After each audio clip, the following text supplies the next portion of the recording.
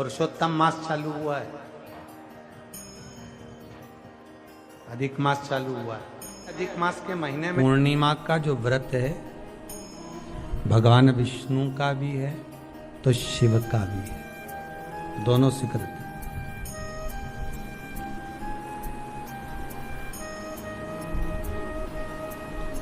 दोनों स्वीकृत है। जिसका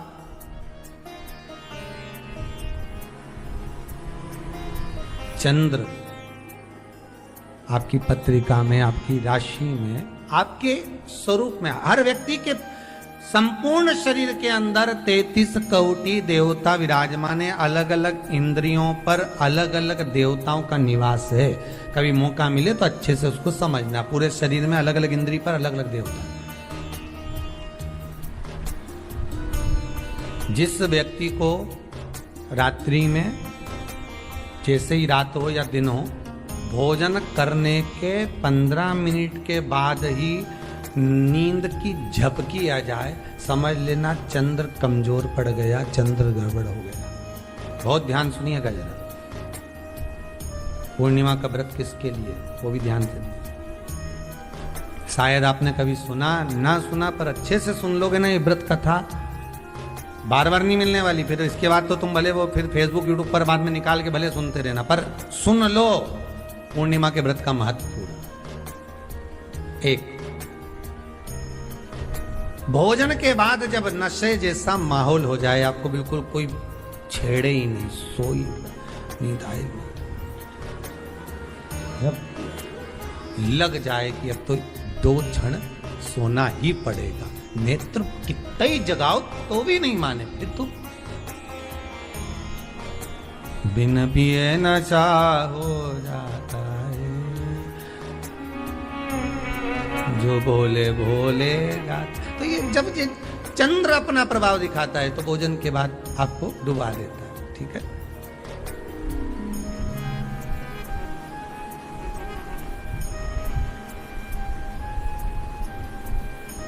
एक बहुत सरल भाषा में कहेंगे, आपको थोड़ा समझना पड़ेगा कि कहीं कहीं आपने सुना होगा कि 14 और पूर्णिमा पे कहीं गया होगा इसलिए ऐसा हो गया। बोले सुना है कि नहीं सुना? 14 पूर्णिमा पे कहीं गया होगा या 14 पूर्णिमा पे कहीं गई होगी तो ऐसा हो गया। क्यों कहते हैं, उसका कारण क्या है? आखिर बात 1400 पूर्णिमा को क्यों लोगों ने बदनाम कर दिया कि 14 पूर्णिमा पे कहीं गई होगी तो बाल खोल के गई होगी, या ऐसा करा होगा तो वैसा करा होगा तो ऐसा हो गया, या ये चीज इसके साथ में ऐसा हो गया, या एक्सीडेंट हो गया, या ये चीज। कारण क्या होता है? क्यों पूर्णिमा और अमावस्या के समय पर ही ज्यादा एक्सीडेंट के योग बनते हैं? क्यों पूर्णिमा अमावस्या के अंतर्गत ही ज्यादा कष्ट के योग बनते हैं, बीमारी को पनपने के? कारण क्या होता है? उसका क्रम क्या है, कारण क्या है? उसका एक कारण है आपके चंद्र की महत्वता घट जाना। जब चंद्र की महत्वता घटती है तब जाकर शरीर में कहीं ना कहीं रोग की मात्रा बढ़ जाती। रोग अपना प्रभाव चंद्र के कारण दिखाना प्रारंभ, पर मन में बेचैनी नहीं हो, बेचैनी रहे, नींद नहीं आ रही है, कुछ मन में ऐसा लग रहा है कि कुछ होने वाला है, मन में स्थिरता नहीं आ रही, समझ लेना कि चंद्र गड़बड़ हो गया है। अब इस चंद्र को साधना है तो शिव तत्व में जाना पड़ेगा। फिर कुछ मत करिए, पूर्णिमा का व्रत चालू कर दीजिए। क्या करना है? केवल पूर्णिमा का व्रत चालू कर दो। और कितना प्रभाव है पूर्णिमा के व्रत का? घर में 50 लोगों का परिवार है, 15 लोगों का परिवार है, 20 लोगों का परिवार है, और परिवार में से अगर एक पुरुष या एक स्त्री कोई भी पूर्णिमा का व्रत करता है तो पूरे परिवार के लोगों का चंद्र संवर जाता है, पूरे परिवार के लोगों का चंद्र सुधर जाता है। पूर्णिमा के व्रत का इतना प्रभाव शास्त्र कर रहा है, स्कंद पुराण कर रही है बात। पर व्रत कब से लेना है पूर्णिमा का? चैत्र की पूर्णिमा से। ठीक है, नहीं तो तुमने सोचा इतना महत्व सुना है पूर्णिमा के व्रत का तो मैं तो आज से नहीं खाऊं कछु।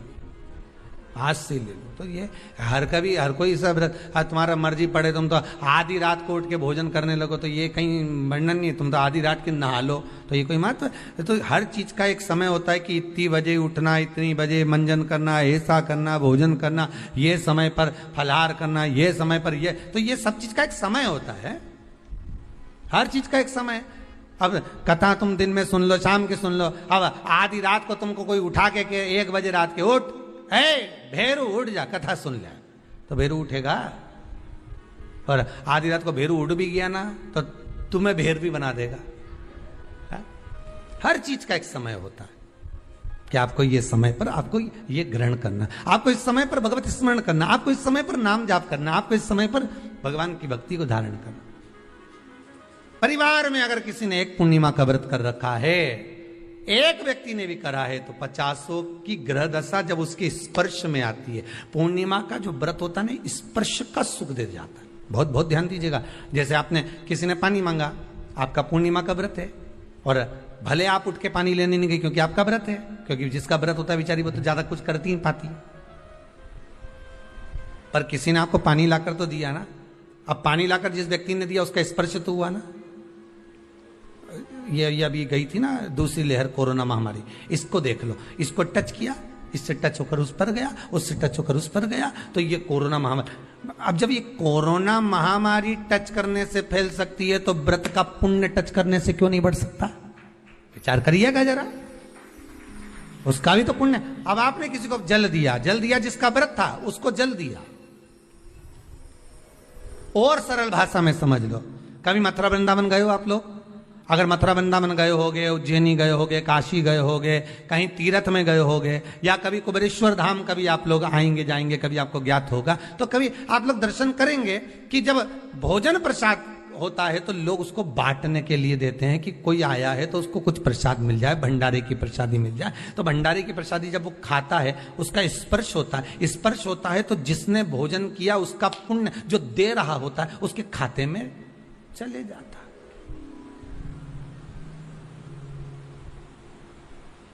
उसके खाते में गया। पूर्णिमा के व्रत का नियम है, घर में एक सदस्य भी कर रहा है, किसी ने उसको भोजन बनाकर थाली में कुछ प्रसाद फलाहार सामग्री दी, उसका स्पर्श बड़ी बहू को हुआ, बड़ी बहू रसोई घर में गई, उसने बाकी की चीजों को छू लिया, उसको देवरानी ने छू लिया, देवरानी ने कोई बर्तन छुआ, उससे तीसरी देवरानी ने देखा, उसने कोई चीज छू ली, तो वो छूते छूते छूते छूते वो पूर्णिमा का प्रभाव पूरे घर के लोगों को हो जाता है, और उनका चंद्र इतना प्रबल हो जाता है कि अपने आप उनकी बेचैनी, उनकी आलसता समाप्त हो जाती है। नहीं तो एक व्यक्ति के कारण पूरे चंद्र दशा खराब। एक दुखी तो सब दुखी, एक सुखी तो सब सुखी। वो देख ले कि हाँ इसको सुख मिल गया है, अब ठीक है।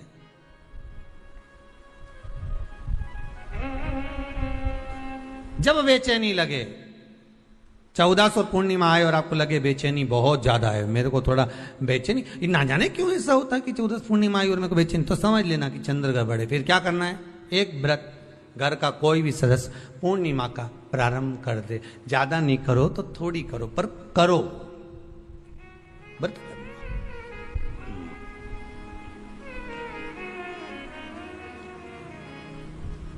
बहुत क्लेश हो रहा हो, बहुत क्लेश हो रहा हो, तो पूर्णिमा के दिन खीर का भोजन प्रत्येक महीने में एक बार ऐसा नियम बना लो, अपने दीवार पे लिख लो कि पूर्णिमा है और पूर्णिमा के दिन घर में खीर बनना ही है। केवल शरद पूर्णिमा अकेली पे नहीं हो, तुम एक पूर्णिमा पे तो बनाते हो खीर, शरद पूर्णिमा के दिन तो खूब जोरदार बना बुनो के ना डोलची के छत पे धर दो, उठा के भगवान ही दर्द कहीं कहीं की तो छत पे बनाए। तो बच्चे पूछ ले मम्मी ये छत पे क्यों रखी है, तो क्या अमृत गिरेगा?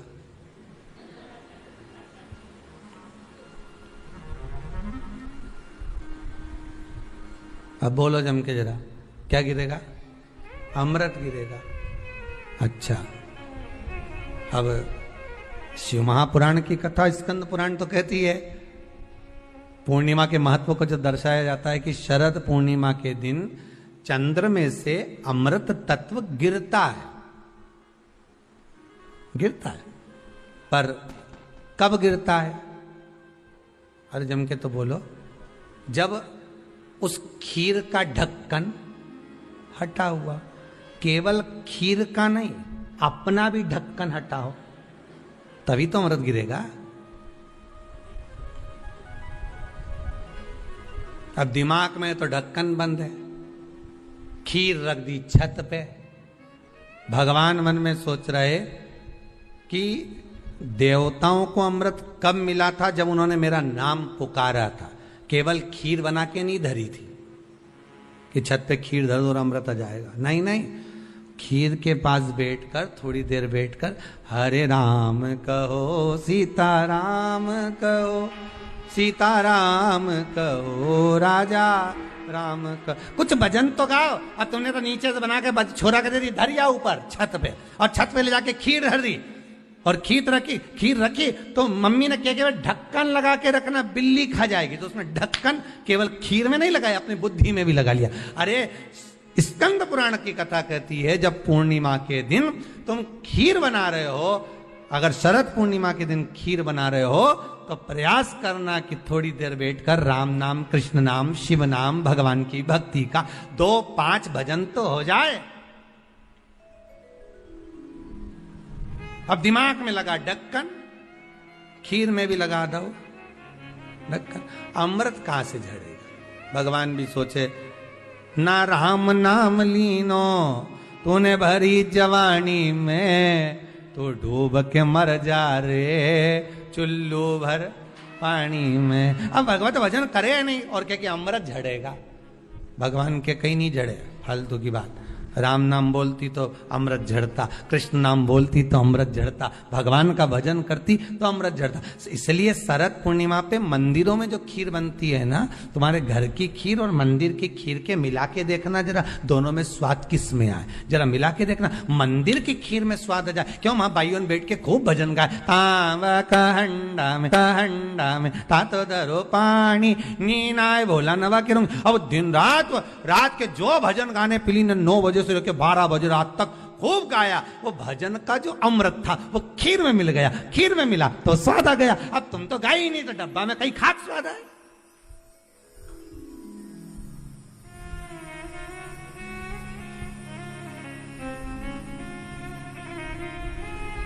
अब रात्रि को छोरा से क्या, जा खीर उठाना नीचे, जो खीर लेके आया ने खा के देखी तो ये खीर तो फटी गई।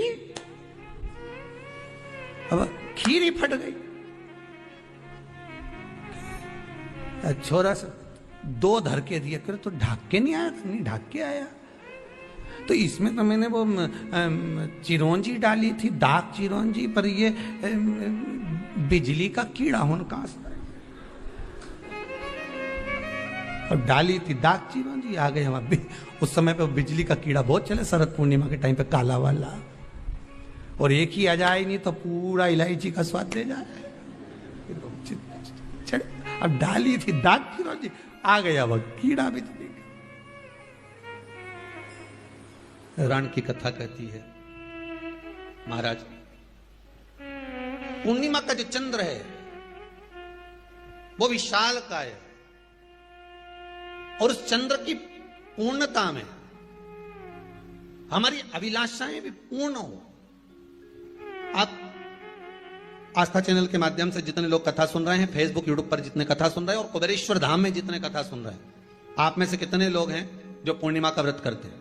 जो माताएं करती हो जरा हाथ उठाइए। पूर्णिमा का व्रत जो करती हो, करते हो ना आप लोग? रखिए हाथ। अब पूर्णिमा के व्रत में आपने कई बार किताब पढ़ी होगी पूर्णिमा की, या आपने व्रत किया होगा, या पूर्णिमा का व्रत आप धारण करे होगे, तो उसमें पूजन कौन से भगवान की होती है? पूर्णिमा के व्रत में किस भगवान की पूजन होती है? तो कहा पूर्णिमा के व्रत में केले के खंभ लगाकर पूर्णिमा का जो अध्यापन होता है, पूर्णिमा की जो पूजन होती है, उस पूजन में शंकर और पार्वती की पूजन की जाती है, शिव और नारायण की पूजन करी जाती है, शंकर और पार्वती का स्मरण किया जाता है। किसकी पूजन होती है? शिव पार्वती। क्यों? शंकर और पार्वती का पूजन क्यों करा जाता है पूर्णिमा के व्रत में? क्योंकि शिव और माता पार्वती ही केवल एक ऐसे हैं जिन्होंने अपूर्ण लक्ष्मी को भी पूर्ण बना दिया था। अपूर्ण लक्ष्मी को भी पूर्ण बना दिया था। किसको पूर्ण बनाया है? लक्ष्मी। पूर्णिमा के दिन अगर आप शंकर भगवान को एक लोटा पानी अगर शिव को समर्पित कर रहे हो, श्वेत पुष्प को रखकर शंकर जी के ऊपर सफेद फूल को चढ़ाकर अगर एक लोटा जल भी एक पात्र जल भी शंकर को समर्पित कर रहे हो, तो ये लक्ष्मी के लिए ही तो कर रहे हो। और कौन सी लक्ष्मी? पूर्ण लक्ष्मी। पूर्ण लक्ष्मी। आपको पहले भी कथा में कहा, एक बार भगवान विष्णु के सामने लक्ष्मी मैया ने बहुत तेज स्वर में कह दिया था, नारायण, दुनिया के लोग आपका नाम जपते हैं, दुनिया के लोग नारायण नारायण कहते हैं, दुनिया के लोग आपका भजन करते हैं, पर सत्य मायने में कहूं ना तो मेरे बिना दुनिया के लोगों की नहीं चल सकती। मेरे बिना दुनिया नहीं चल सकती, संसार मेरे बिना नहीं चल सकता। भगवान विष्णु ने कहा, यह तो गलत है लक्ष्मी आपका कहना। एक दिन लक्ष्मी को अहंकार आ गया। अहंकार के संबोधन जब माता लक्ष्मी करने लगी तो भगवान उसी समय पर भगवान विष्णु को क्रोध आ गया और भगवान विष्णु ने कह दिया, लक्ष्मी तू इतनी बड़ी बड़ी बात कहती है कि तेरे बिना नहीं रह सकती संसार। मैं तुझे कहता हूं लक्ष्मी, तू अपूर्ण है। तू अपूर्ण है, तू पूर्ण कब हो गई?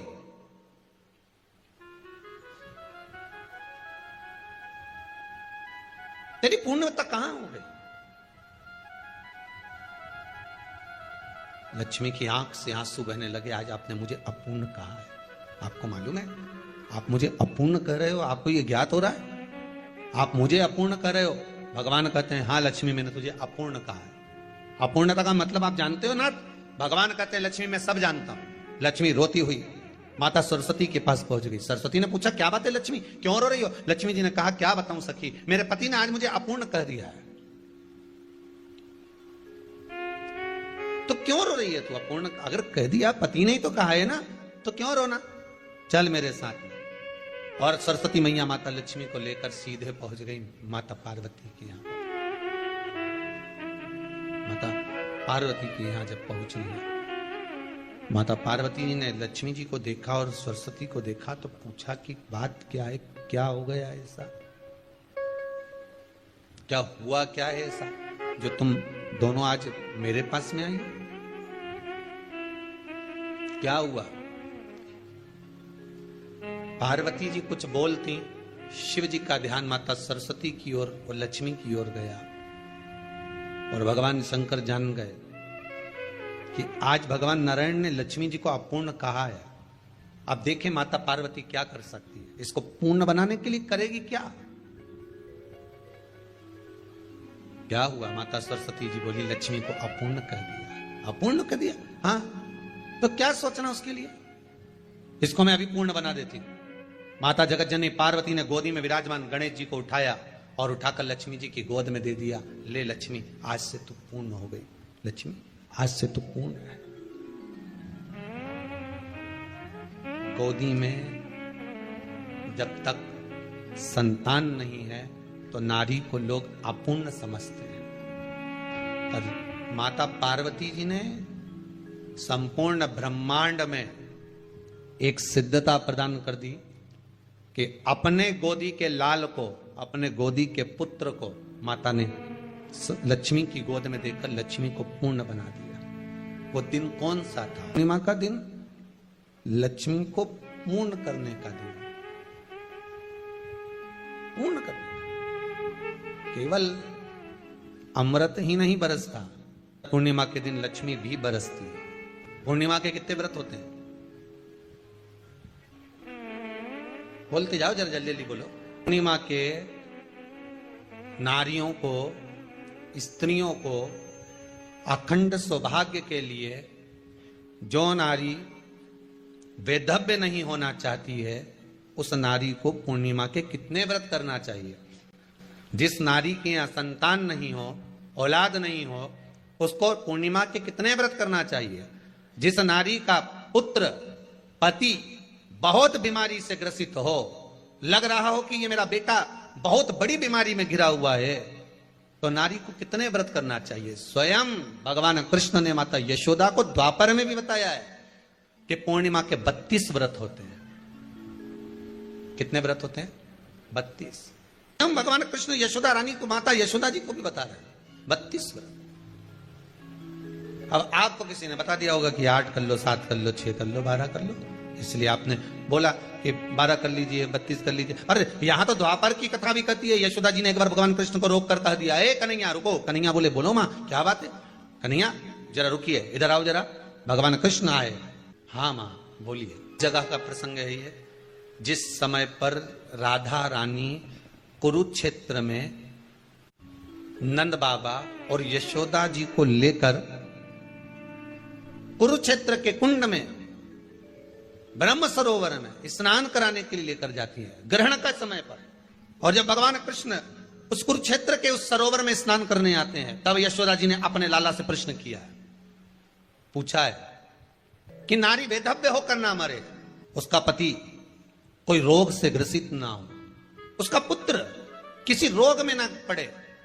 कितना सुंदर संवाद लिखा है। अगर किसी माता का पुत्र मान लो किसी नशे में डूबा हुआ है, कोई नशा कर रहा है और गलत नशा है, आपको लग रहा है कि ये नशे में डूबा हुआ है, आपको लग रहा है कि ये गलत जगह पर डूब गया है, आपको लग रहा है कि मदिरापान में, मांसाहार में या अधिक गांजा आदि का जो भी नशे होते हैं, जितने भी नशे, उसमें डूब चुका है। और माँ उसको समझा रही है, तू नशे में मत डूब, तू इस काम को मत कर, तू ये गलत कर्म मत कर। माँ उसको समझा कर हार गई।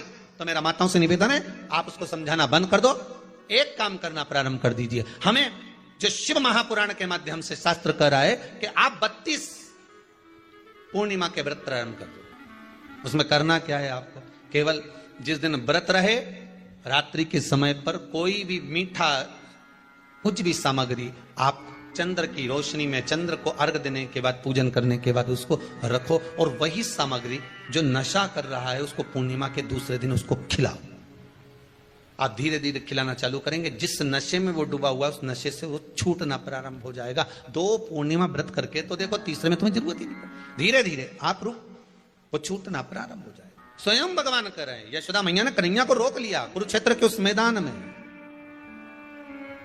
और भगवान कृष्ण का दर्शन माता यशोदा जी करी। बहुत दिनों के बाद माँ को, आज माता यशोदा को लाला का दर्शन हुआ, बहुत समय के बाद, जाने के बाद बहुत समय। कृष्ण से माता यशोदा जी ने पूछा, कन्हैया लो, किसी नारी का पुत्र या पति रोग से ग्रसित हो,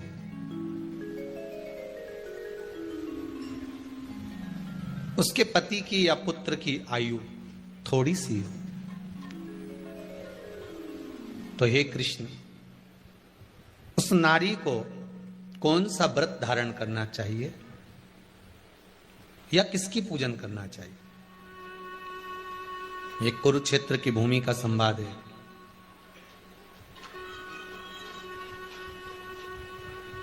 भगवान कह रहे हैं, मां,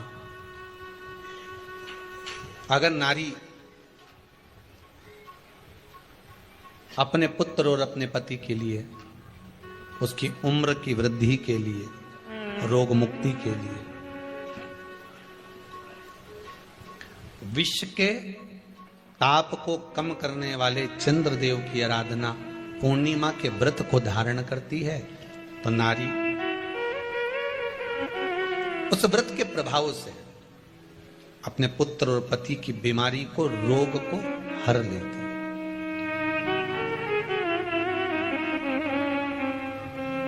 रोग का हरण कर लेगी।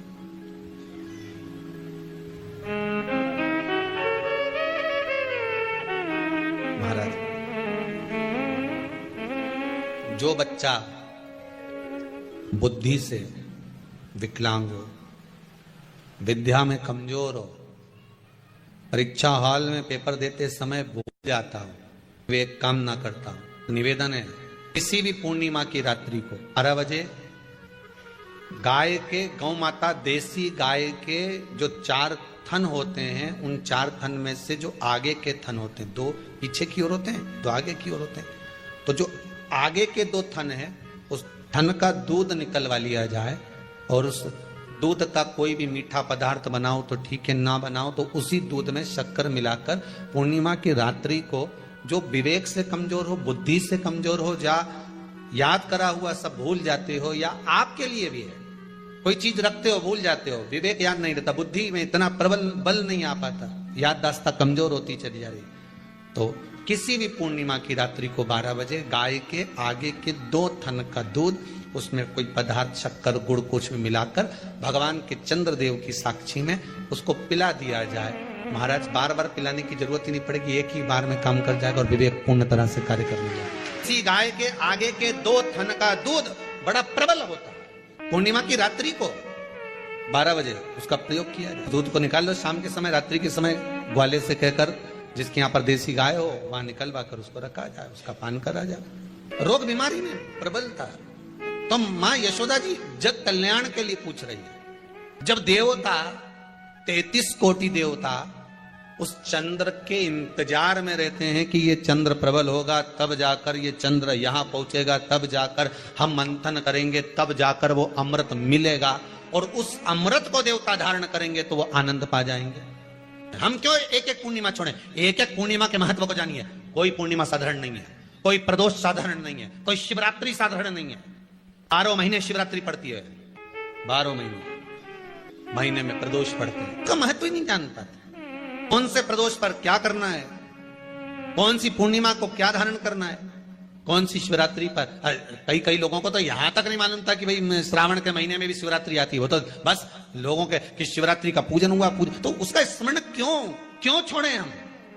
अगर ये वेद और शास्त्र ब्राह्मणों को दिए गए हैं, ये वेद और शास्त्र विद्वज्जन को दिए गए हैं, तो इसका स्मरण होना चाहिए कि हम निकालकर जनमानस तक ये चीज पहुंचाएं कि हमें इस दिन ये पूजन करना है, उसका स्मरण होना चाहिए। भगवान कृष्ण से यशोदा जी ने पूछा तो भगवान कृष्ण ने कहा, मां पूर्णिमा का व्रत अगर नारी 32 पूर्णिमा धारण कर लेती है तो वो नारी वेदव्य होकर नहीं जाती। पर आप लोग व्रत जो करते हो ना, जो भी व्रत आप लोग उठाते हो, सोमवार का व्रत जैसे किसी माता जी ने उठा लिया और वो उठाने के बाद, हम तो शादी नहीं हुई थी ना जब भी सोमवार व्रत करते थे, अब शादी हो गई अभी भी हम सोमवार का व्रत कर रहे हैं, करे जा रहे हैं, और उसका कोई उद्यापन नहीं करा, कोई संकल्प नहीं लिया गया कि मैं 5 करूंगी कि 16 करूंगी कि 25 करूंगी कि 31 करूंगी कि 21 करूंगी। इसलिए पूर्णिमा व्रत का विधान में कहा गया कि 32 पूर्णिमा का पहला संकल्प होना चाहिए। उसके बाद आपकी 32 पूरी हो जाए, फिर आप दूसरे और व्रत कर लो, फिर 32 कर लो, फिर 32 कर लो, पर उसमें पूर्णता का भाव। अभी तक किसी के सोमवार और गुरुवार और शुक्रवार के व्रत ही पूर्ण नहीं हुआ, अभी तक चल रहा है, अभी तक चल रहा है। हम तो सोमवार का व्रत करते हैं, हम तो शनिवार करते हैं, अब शनिवार करते करते 4 साल हो गए, 6 साल हो गए, 5 साल हो गए। भगवान को तो थोड़ा बहुत कुछ खिला पिला के उनको एक बार तो विश्राम दे। भगवान भी मन में सोच रहे अब तो निपटेगी तभी छोड़ेगी। कोई भी व्रत आप करो, उस व्रत का एक संकल्प, एक नियम कि मैं इतने व्रत करूंगी, ये मेरा नियम। जैसे नवरात्रि के 9 दिन मैंने करे, व्रत धारण करे, 10वें दिन उसको छोड़ दिया। अब तुम तो सोच कर बैठी कि ये मैं 9 दिन धारण कर लूंगी, ने 1 दिन बाद एकादशी पड़ रही है तो 10वें के दिन कौन छोड़े, दशहरे का भी व्रत ये भी कर लूं, 11 भी पूरी कर लूं, उसके बाद प्रदोष भी कर लूं, और प्रदोष के बाद में मैं फिर जो द्वादशी पड़ी 12 पड़ी वो कर खुरा के इसके बाद ही छोड़ूंगी। थोड़ा सा जिस व्रत को उठाया गया, जिस व्रत का नियम लिया गया है, उस व्रत का प्रदान कर फिर उसको थोड़ा सा भाग प्रदान कर हमने ये व्रत पूर्ण कर लिए। भगवान हमारा ये व्रत आपकी कृपा से, हे विश्वनाथ, हे शंभु, हे त्रिकालदर्शी, हे कैलाशी, मेरी 26 एकादशी आज पूर्ण आपकी कृपा से हुई है, इसलिए मैं उद्यापन कर रही हूं, आपकी कृपा से कर रही हूं। उसके बाद फिर उठाऊंगी, फिर कर लूंगी, पर आज मैंने पूर्णता का भाव लिया। उद्यापन नहीं करो तो किसी विद्वान ब्राह्मण को घर में बुलाकर अभिषेक पूजन करा लो, उसको भोजन करा दो, दक्षिणा आदि प्रदान कर उसको विदा कर दो, उसमें भी सुख का भाग। इतनी पूर्णिमा जम के बोल दो, 32 पूर्णिमा। कौन कर रहे हैं? भगवान कृष्ण। किसको कर रहे हैं? माता यशोदा को। किसने ये व्रत धारण किया? तुम्हें कुछ मालूम है किसका होता है ये व्रत? भगवान कृष्ण ने कहा ये शंकर और पार्वती का व्रत है। किसका व्रत है? शिव और पार्वती का। पूर्णिमा का व्रत शंकर और पार्वती का व्रत है। तो कोई कहे कि ये तो भगवान कृष्ण का व्रत है, तो ये तो कृष्ण भगवान तो द्वापर में आए हैं, पर पूर्णिमा का व्रत तो स्वयं माता पार्वती जी ने भी धारण करा है। जिस समय पर कार्तिकेय महाराज को गंगा मैया प्रकट कर रही थी और तारकासुर का जब संहार करना था, तब माता पार्वती ने शंकर जी से पूछा था कि तारकासुर को मारने के लिए आपके पुत्र की जरूरत है, आपका पुत्र प्रकट कैसे होगा? क्योंकि आप तब साधना में लगे रहते हो। भगवान कहते हैं चिंता मत कर, तू एक काम कर, पूर्णिमा व्रत को धारण कर। मां पार्वती भी जिस व्रत को धारण करी है, तो कोई ये द्वापर का व्रत है क्या? यहां तो शास्त्र कह रहा है कि कोई भी अगर आप प्रसंग धारण कर रहे हो, कोई भी आप नियम धारण कर रहे हो, कोई भी आप व्रत धारण कर रहे हो, या आप किसी भी तरह का पुण्य भाग धारण कर रहे हो, तो उसमें जड़ की मूलता होना चाहिए। जड़ कहां? केवल पूर्णिमा का व्रत कोई केवल द्वापर का नहीं है, केवल त्रेता का नहीं, ये तो सतयुग के भी आगे का निकल चल, ना जाने कितने सतयुग, कितने त्रेता, कितने द्वापर हुए, तब से चला। इन नयनों में नंबर बढ़ते चले जा रहे हो, चश्मा उतर नहीं रहा हो, दूर का नहीं दिखे, कहीं किसी को पास का नहीं दिखे, रहते हैं। उसके लिए तुलसी की जो डंडी होती है, तुलसी जैसे बेलपत्र की जो ये डंडी है, ऐसे ही तुलसी का जो पत्ता होता है, उस पत्ते की जो डंडी होती है, उस डंडी को चंद्रमा को देखा जाता है। उस डंडी की जो कोर होती है, उस कोर को दृष्टि से मिलाया जाता है। माँ की रात्रि ठीक 12 बजे आप चंद्रमा की, जैसे चंद्रमा का भाग, उस चंद्रमा के भाग को आप उस डंडी के भाग से निहारने का प्रयास करें। मारो घर में आई है, घी का दिया लगाई है, उस घी के दीप को लगाने के बाद पूर्णिमा के दिन उस पर एक प्लेट थोड़ी तिरछी कर रख दो, जिससे उसकी कालोच, काई की, उस दीप की, घी के दीप की कालोच उस प्लेट पर आ जाए। थोड़ी सी कालोच ले लीजिए, 5-10 मिनट में आ जाएगी। उसको गाय के घी में मिलाकर आंखों में सुरमा लगाकर रात्रि को सो जाइए।